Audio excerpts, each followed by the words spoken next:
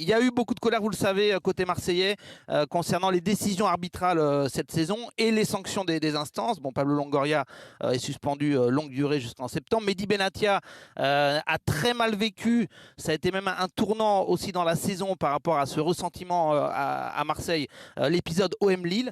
Alors, il ne s'est pas exprimé, Mehdi Benatia, mais les 3 mois de suspension et la différence de traitement par rapport à Olivier Létang a été vécu comme un affront par le club. Et on l'a vu dans les déclats, dans les positions multiples, notamment celle de Pablo Longoria, le club n'a pas oublié. Il y a le sentiment en interne, je pense que ça va vous faire réagir, mais c'est une réalité, en tout cas côté marseillais, que médiatiquement, on ne se sent pas forcément soutenu, pas forcément bien traité. On a le sentiment que chaque faux pas de l'OM est vécu comme une catastrophe et prend des proportions un peu démesurées. Roberto De Zerbi, pourtant, lui, il nous confie, parfois même en privé, qu'il aime les polémiques, mais je sais qu'il n'a pas apprécié l'épisode de la vraie fausse mutinerie, en se demandant même si au sein de l'OM, certains n'avaient pas voulu le faire passer pour un entraîneur qui a perdu la main sur le vestiaire, ce qui ne correspond pas, c'est vrai, à la réalité. Donc voilà, ce sentiment de revanche, il est aussi, je pense, un règlement de compte plutôt lié à l'interne, à l'intérieur de l'OM, avec à la commanderie quelques tensions à différents étages du club. Le secteur sportif, pour résumer, a parfois le sentiment que tout le monde ne tire pas dans le même sens, et donc cette qualification en Ligue des Champions, on peut présager qu'elle sera accompagnée d'une volonté d'effectuer pas mal de changements aussi en interne. Merci Flo, on pourra en parler. Jérôme, est-ce qu'avec tout ce qu'on vient de raconter, tout ce qui s'est passé en interne, on doit parler de miracle pour cette deuxième place? En quelque sorte, on peut le comprendre par rapport au début de saison. Démarrer un projet, c'est jamais simple. Alors moi, je ne fais pas partie de ceux qui pensent que parce que tu accumules des noms dans un vestiaire et un palmarès qui s'est bien étoffé chez chaque joueur qui est arrivé à l'Olympique de Marseille cet été, que automatiquement tu dois avoir les résultats escomptés. Non, parce que pour moi, ça met du temps de créer quelque chose, de créer un collectif. Encore plus quand tu changes d'entraîneur, il prend ses repères, il découvre. Bien sûr qu'on lui a donné les moyens, et que là, le gros travail de Mehdi Benatia et de Pablo Longoria, ça a été de bonifier son arrivée à travers des arrivées surprenantes de joueurs, Rabiot, Hochberg, et puis d'autres, Greenwood, ces joueurs. Benacer qui a apporté beaucoup. Ces joueurs, comme Guéry, que vous avez fracassé quand il est arrivé. À l'arrivée, c'est aussi grâce à Guéry que l'OM fait la Ligue des Champions. Mais blague à part, c'est pas facile de créer un C'est grâce à Guéry que. Bon, d'accord. 10 buts en 13 matchs sur la fin de saison, oui. Il a apporté ce que Wai n'a pas apporté pendant 6 mois, ou même Mopé. Mais je vais pas retenir un joueur particulièrement. Je dis juste que quand tu démarres un projet comme ça, bien sûr que ça met du temps, et d'autant plus à Marseille. Parce que je pense que là, le discours de Zerbi à la fin, c'est aussi d'avoir de cette frustration, si tu veux, de ne pas reconnaître son travail, que ça a mis peu de temps pour que ça prenne, et les résultats l'ont montré très vite. L'OM s'est placé en deuxième place en faisant un petit trou avec le troisième, limite à concurrencer le Paris Saint-Germain. Et puis début d'année, en 2025, c'est vrai que là, les résultats ont été plus mitigés. Donc je peux comprendre qu'il y ait des critiques. Je peux aussi comprendre que De Zerbi a découvert l'atmosphère à Marseille et cette ferveur, et c'est pour ça qu'il est venu. C'est lui qui nous l'a expliqué. Il nous a pas parlé de son contrat qui était important avec tous ses adjoints et ce recrutement. Il nous a dit: je viens à Marseille parce que j'aime ce club, j'aime cette ferveur. Il a découvert en effet la passion, la ferveur, mais aussi, si tu veux, de la contrariété à travers toutes les sorties médiatiques, tous les problèmes qu'on pouvait inventer par moment, que ce soit à la commanderie ou ailleurs. Et là, peut-être qu'en effet, comme le dit Flo très justement, ça l'a un petit peu braqué. Et que là, c'est retour à l'envoyeur, c'est-à-dire que, regardez, vous m'avez fracassé. Vous avez dit que je n'avais pas apporté tactiquement, techniquement, que mes choix, ceci, cela. À l'arrivée, on fait la Ligue des Champions. C'était ça l'objectif prioritaire du club en début d'année. Donc c'est une façon de renvoyer la balle du côté des journalistes et du côté des supporters qui l'ont fracassé, fracassé, façon de parler. Il n'y a personne qui l'a fracassé. Non, mais non, façon de parler, Eric. Ce que je veux dire, c'est qu'il y a eu des critiques, ça allait très loin, en effet, sur l'entente même. On a entendu, et il va se barrer, et avec Mehdi Benatia, c'est très tendu, et ceci, cela. Et je pense que tout ça fait qu'aujourd'hui, il est content d'une chose, c'est d'avoir qualifié l'OM en Ligue des Champions à une journée de la fin. Et ils vont pouvoir en profiter. Après, moi, je le prends. On peut dire aussi qu'il est un peu parano, Jérôme. Oui, mais on peut le comprendre. Je le prends. Il exagère un Jean-Louis, peu. Là, Jean-Louis, et je donne la parole à Eric et à Jean-Michel parce que je suis trop long. Mais je pense vraiment que c'est une façon de renvoyer la balle et de répondre. Il faut le prendre avec un peu de recul. Si tu le prends au premier degré, et tu te dis, mais il est malade. Avec le recrutement, il est cinglé. Mais moi, je le vois pas comme ça. Et puis, en plus, c'est quelqu'un, j'ai appris à l'apprécier. Donc, moi, il a la mission accomplie. Moi, le Parisien, j'ai appris à l'apprécier. Non. Voilà. Non, mais franchement, j'attendrais mieux l'année prochaine. Mais tu as été critique, aussi, Jérôme, et on pouvait des fois sur certains matchs être critique. Moi, je fais partie de ceux qui l'ont souvent soutenu, mais il y a des fois quand on fait des débats et qu'on ne comprend pas ce qu'il fait ou que et c'est normal de le dire. On parle de la patte de Zerbi et qu'on ne la voit pas, et on le dit. Moi, j'ai juste un truc que je trouve bizarre, c'est que comment quand tu viens d'atteindre ton objectif et que en plus la fin a été un peu tendue puisque ils sont même partis loin de Marseille, donc ça veut dire qu'ils ont eu peur ou en tout cas qu'ils avaient beaucoup de pression. Mais comment tu je ne comprends pas comment tu ne peux pas juste te satisfaire de ton bonheur, être content, partager ce moment de bonheur parce que devant la télé, tous les supporters de l'OM, j'en fais partie, et mes copains, on s'envoyait des textos. Bon, j'ai pas mal de groupes avec des copains. Tu penses bien que le sujet de conversation numéro 1, c'est l'OM. Et quand tu arrives à la fin d'un match comme ça, qui malgré tout était tendu, à un moment donné, tu as même cru que la dernière journée allait être décisive et ça faisait encore une semaine de plus de peur. Tu arrives à ton objectif, tout le monde est soulagé, tout le monde est content, tout le monde a oublié les péripéties parce que en réalité, pour atteindre ces objectifs, que ce soit le PSG, que ce soit ceux qui vont finir sur le podium, que ce soit ceux qui vont se sauver ou ceux qui jouent le truc, chacun a des tensions sportives, extrasportives, journalistiques, tout ce que tu veux. Tout le monde vit ça de plus ou moins fort, mais tout le monde vit ça. Mais généralement, quand tu atteins l'objectif, tu oublies tout, ou en tout cas, ça fait oublier tout. Ou alors on t'a manqué de respect et ça a été vraiment très grave ce qui s'est passé dans l'année. Peut-être que lui, il l'a pris comme un manque de respect. Alors là, par contre, je ne sais pas si Flo est toujours là. Oui, il va falloir quand même m'expliquer les moments dans l'année où on lui a manqué de respect, où des gens ont pu lui manquer de respect, où il y a eu des polémiques. Parce que moi, s'ils viennent nous parler de la mauvaise ambiance qu'il y a à la commanderie dans les bureaux, mais moi, je ne veux pas le savoir, moi, ça. C'est pas mon problème, c'est pas le problème du supporter, c'est le problème en interne. Qui le règle en interne, ça? Non, mais moi, j'en viens à quelque chose que tu as souvent dit, Eric. Qui viennent nous expliquer, non, mais juste, je finis. Qui viennent nous expliquer qu'on est tous méchants, qu'on a tous été contre l'OM, que les arbitres étaient contre l'OM, que les médias ont été contre l'OM. Mais bon, j'ai pas entendu ça, moi, cette année. Non. Moi, je trouve que j'en viens.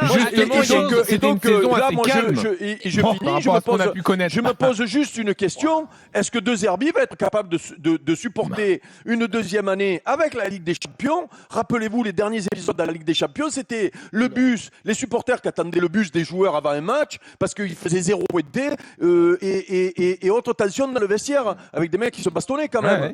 Donc moi, c'est la question, tu as raison, mais juste une précision. Et d'ailleurs, toi-même, Eric, tu as souvent tenu ce discours-là, et moi je te suis à 100%, c'est que l'OM, sans reprendre une phrase de Stéphane Guy, c'est pas Brighton, c'est pas Sassuolo, et c'est pas le Shakhtar Donetsk. Donc Roberto De Zerbi, non mais c'est vrai, Roberto De Zerbi, effectivement, quand il est arrivé à l'Olympique de Marseille, on s'est dit waouh, super.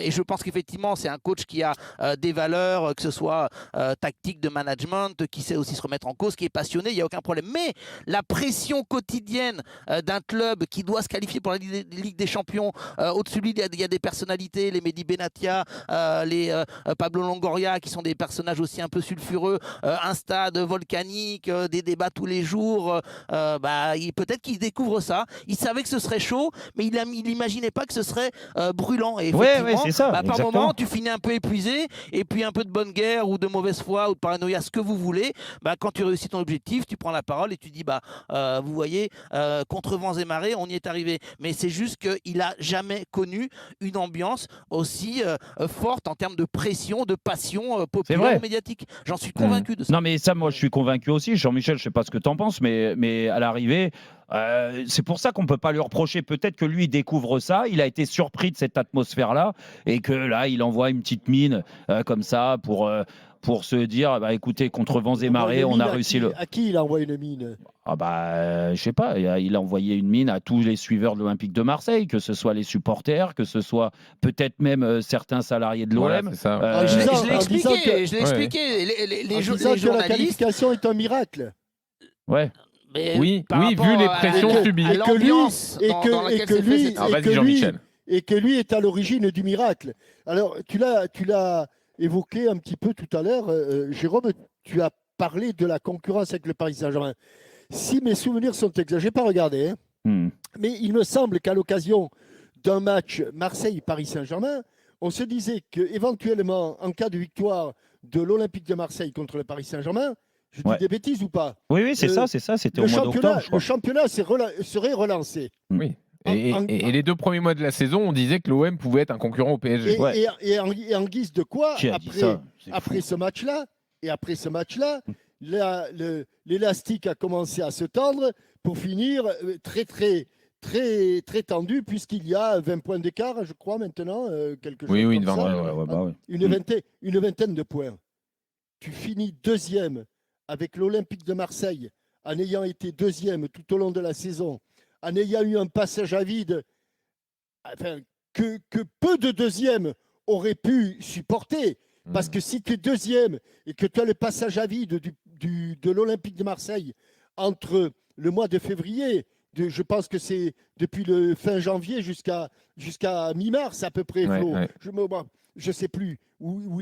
Si tu finis jamais deuxième, il faut que ce soit dans le championnat de France, où tu as Monaco qui ne gagne pas un match à l'extérieur, où tu as Lyon qui est à la rue, où tu as, quelle était l'autre équipe, où tu as Lille qui alterne le bon et le moins. Autrement, le miracle, tu ne le fais pas, Flo. Le miracle, tu ne le fais pas. Donc, ce n'est pas un miracle. Il a été en objectif. C'est très bien. Il fallait les gagner. Ce n'était pas gagné les 4 derniers matchs.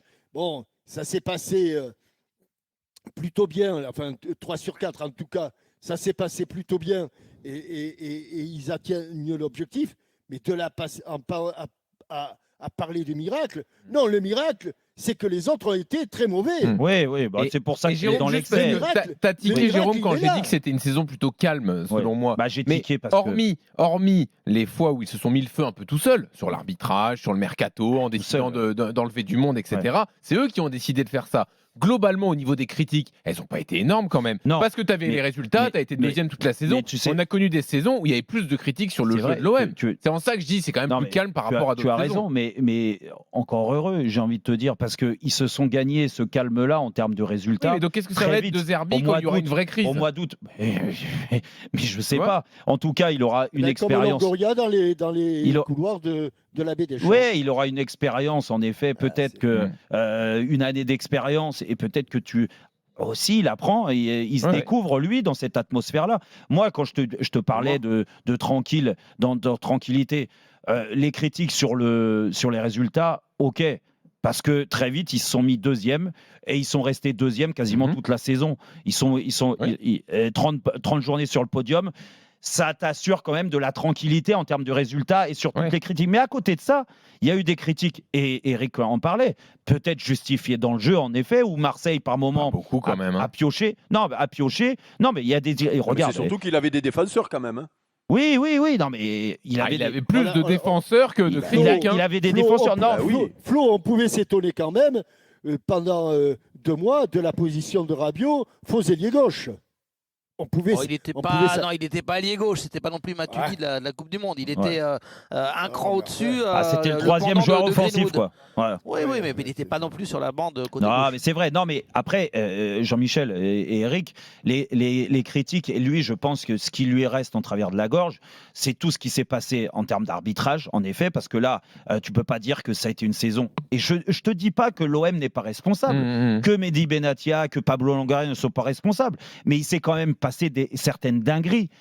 Tu vois, je te rappelle le classique, le classico avec le carton rouge d'Harit.